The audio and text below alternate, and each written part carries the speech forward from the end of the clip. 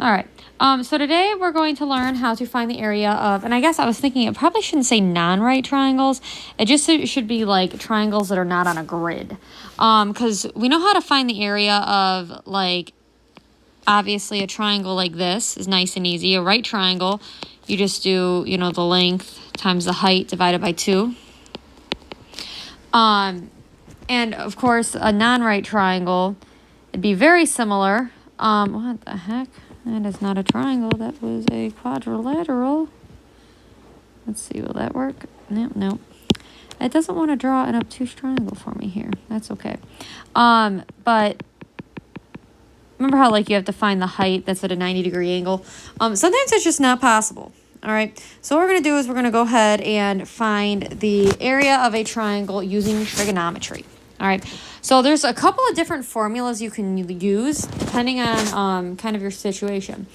Since we already know law of sines and cosines, we should be able to figure out any missing sides to really be able to use whatever formula we want. However, obviously it would make sense to use a formula that would require the least amount of work. So these formula here, we have 1/2 b times c times sine of the angle. This is going to work best for a side angle side triangle.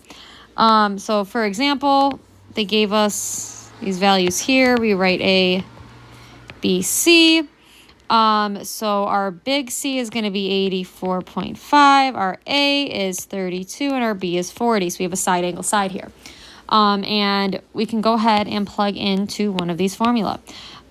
So we can see which angle we were given here, which was angle C. So we are going to want to use the formula that involves angle C.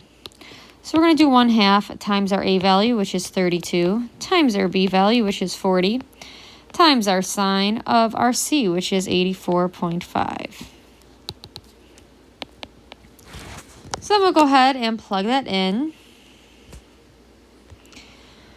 We're going to do 0.5 times 32, times 40, times sine of 84.5, and we get 637.05.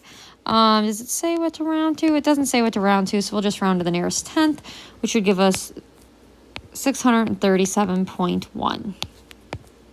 And again, they didn't give us any units, so area is always in units squared. All right. Let's go ahead and try another one. So I'm going to go ahead and draw this triangle. We'll go A, B, and C.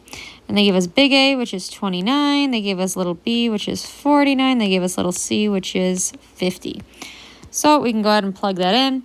We're going to want to use the equation that has big A in it because we have angle A. So we're going to do 1/2 times our side B, which is 49, times our side C, which is 50. Well, what is wrong with my handwriting right now? I don't know. This is like pathetic. 1/2 times 49 times 50 times sine of 29. And you could plug the fraction in. I'm just doing 0.5 because that's the same thing as 1/2, and I just think that's easier. So if you want to just put in 1/2 into the formula, feel free to do that too. So 0.5 times 49 times 50 times sine of 29 is going to give us 593.9. And that's going to be units squared. All right, so that's what you would want to do for a side angle side kind of a situation. Now, there is also a formula for when you are given a side situation. So this is the formula. So S is equal to all the sides added up divided by 2. So in this case, we were given the 3 sides, right? They're all lowercase letters. Those are our 3 sides.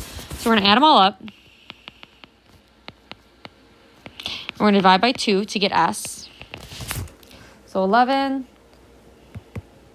plus 14 plus 20 gives us 45. 45 divided by 2 is going to give us 22.5. All right, so now we're going to plug it in to this formula. We now have S, so we're going to do the square root of 22.5 times 22.5 minus A, which is 11, times 22.5 minus B, which is 14, times 22.5 minus 20. So that's a lot, but I mean, it's not a hard formula. It's just a lot of numbers. So we'll go ahead and do second square root. And we're going to do 22.5 and just, oops, that's going to be fun.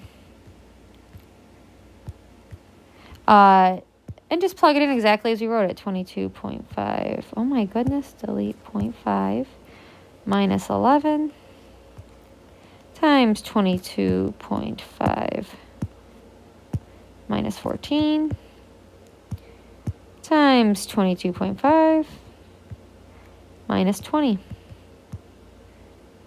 And that is going to give us 74.2. Again, that would be unit squared. Obviously, if they gave you a unit like centimeters or whatever, it'd be centimeters squared. All right. So go ahead. See if you could try this one. Plug it in and see if you can get the value of what the area of this triangle would be. So calculate S and then plug it into the formula. So you should, for S, get 12 plus 5 plus 9. You're going to divide that by 2. You get 26 divided by 2, which will get you 13. So then we're going to do 13 times 13 minus 12 times 13 minus 5 times 13 minus 9. Let me just plug that in.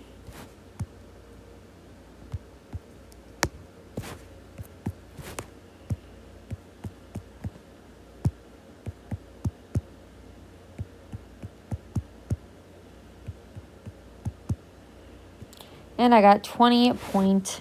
All right. Now, another formula you can use comes from the law of sines, is that area is c squared times sine of A times sine of B all over 2 times sine of C. So that would be, in this situation, you would need 3 angles and a side. All right. So you could also use that if you wanted.